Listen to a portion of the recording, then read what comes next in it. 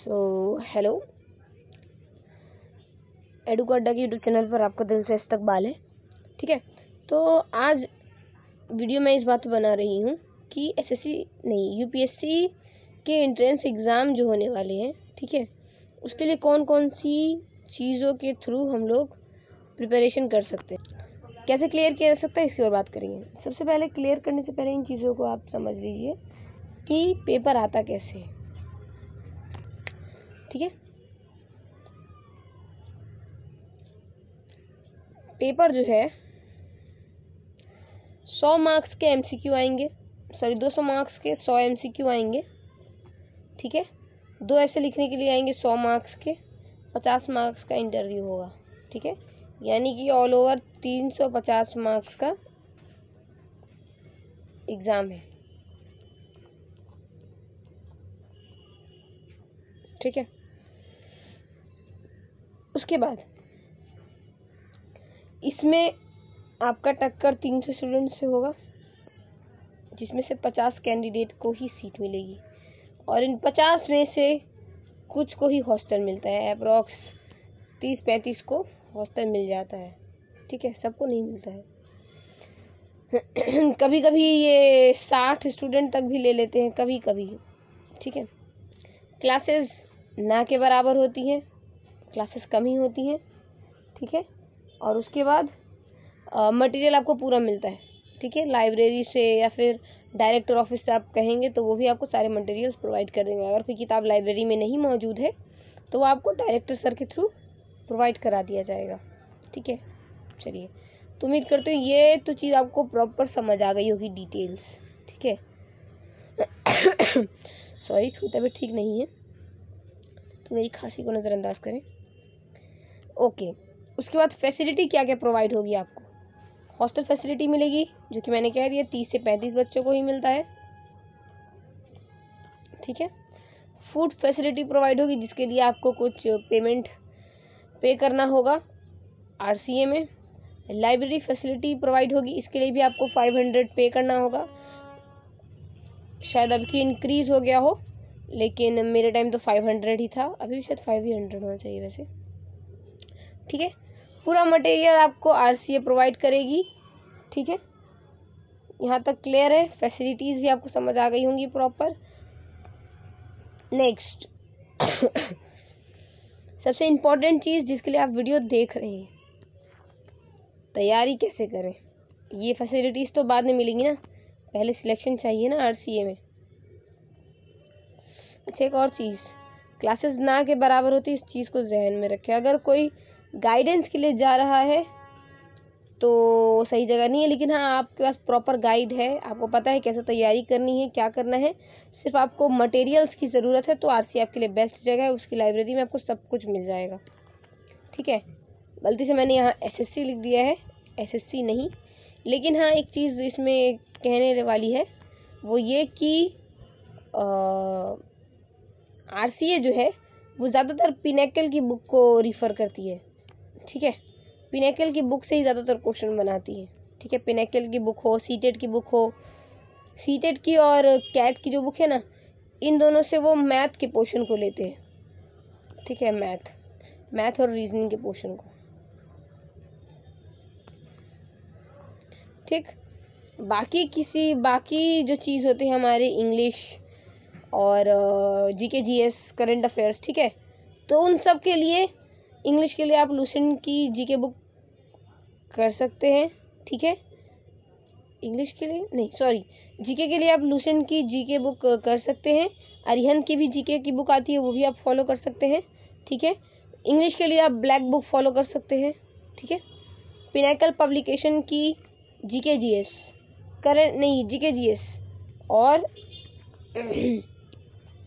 GK GS reasoning follow कर सकते हैं। ठीक है,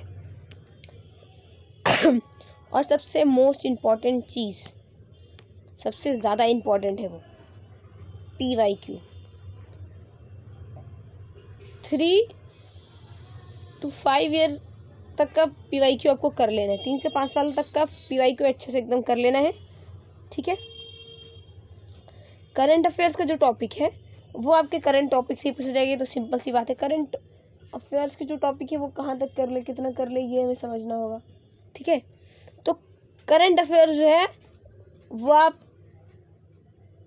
अभी से मतलब कि लास्ट मंथ से लेकर प्रीवियस 10 मंथ तक का करंट अफेयर्स कर लीजिए। ठीक है, उसमें आपके आ गए अवार्ड्स। ठीक है, अवार्ड्स आ गए, अवार्ड्स के बाद आ गए स्पोर्ट्स।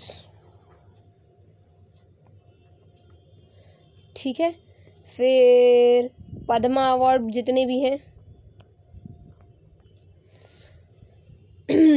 उसके बाद आ गए आपके स्कीम्स। ठीक है, और उसके बाद स्कीम्स आ गए, और कोई करंट टॉपिक जो बहुत हाईलाइटेड रहा हो, जैसे अभी हाल ही फिलहाल में पहलगाम अटैक हुआ है, एरोप्लेन क्रैश हुआ है। ठीक है, और पहलगाम अटैक के बाद इंडिया पाकिस्तान का जो वॉर हुआ है हाल ही फिलहाल में, टेररिज्म, इन दोनों को अच्छे से कर लीजिएगा। ठीक है, इन सब पर क्वेश्चन पूछ सकता है, कौन सी मिनिस्ट्री किस मिनिस्टर के हाथ में है, ये सारी चीज़ें। ठीक है, पॉलिटिकल साइंस के फंडामेंटल राइट्स। ठीक है, DPSP, supreme court, high court, ये अच्छे से कर लेने हैं। ठीक है, और हाँ, कॉन्स्टिट्यूशन के पार्ट्स, किस पार्ट्स में किस चीज़ की बात कही गई है, शेड्यूल, ये सारी चीज़ें। ठीक है, अब ये तो हो गया आपका एमसीक्यू के बारे में। ठीक है, और उसके बाद आपका आएगा ऐसे राइटिंग के लिए मैंने बता दें जो करंट टॉपिक है उसको ही ऐसे के लिए तैयार कर लीजिए अच्छे से। ठीक है, जो भी करंट टॉपिक है उसको अच्छे से एकदम करके रखिए, क्योंकि ऐसे करंट टॉपिक पर ही लिखने के लिए आता है। ऐसे आपके इस पर भी आ सकता है, एजुकेशन सिस्टम पर आ सकता है। ठीक है,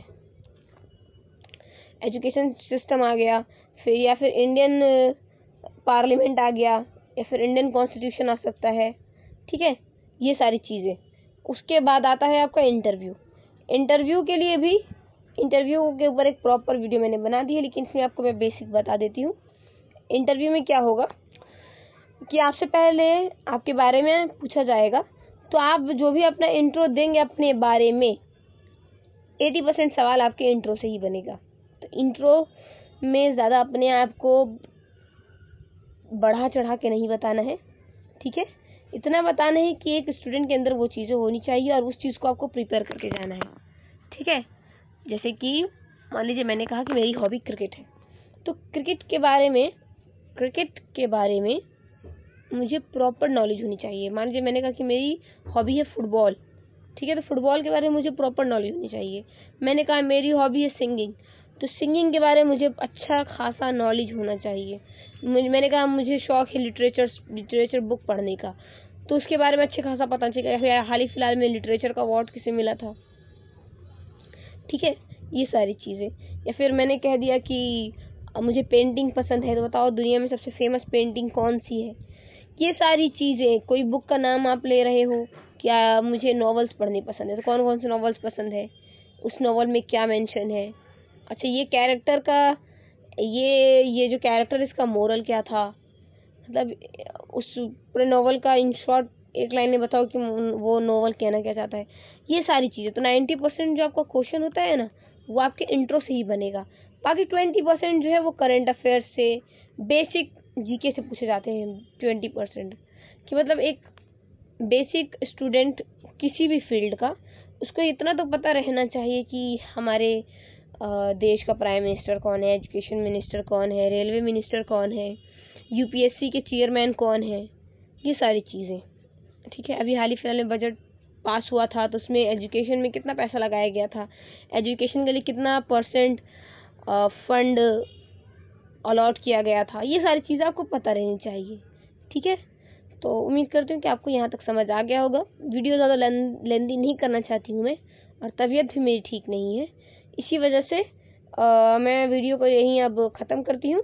अगर अभी भी कोई किसी का सवाल है, कुछ ऑफ कोर्स इंसान है, मैं पूरा तो मुझे पता नहीं है ना कि आप क्या क्या जानना चाहते हो, लेकिन मुझे जो जो सवाल आए थे कि किसी ने कहा था कि आप एक वीडियो बना दो कि प्रिपरेशन कैसे करें, तो उसके ऊपर मैंने कहा था प्रिपरेशन के लिए अगर अभी से आप तैयारी कर रहे हो, अगस्त में आपका पेपर है और अभी से आप तैयारी कर रहे हो, तो आप 3 से 5 घंटा रोज करोगे ना तो हो जाएगा। ठीक है, एक चीज याद रखिए कि मैथ का पेपर टफ आता है। ठीक है, मैथ का पेपर पूरा ये पिनेकल की या फिर किसी भी क्वेश्चन पेपर का छाप देते हैं, खुद से बनाते नहीं है। बहुत रेयरली क्वेश्चन खुद से बनाते हैं, करंट टॉपिक के जो है वो खुद से बनाते हैं, बाकी सब ज़्यादातर छाप देते हैं। ठीक है, तो इस चीज़ को एकदम माइंड में रखिएगा। मैथ के लिए आप सीटेड और कैट की बुक या फिर गेट, वो जो GAT होता है ना, उसके बुक्स को भी आप फॉलो कर सकते हो। ठीक है, क्योंकि मैथ के क्वेश्चन ज़्यादातर इसी से आते हैं। कभी कभी क्या होता है कि पिनेकल की उठा के छाप देते हैं।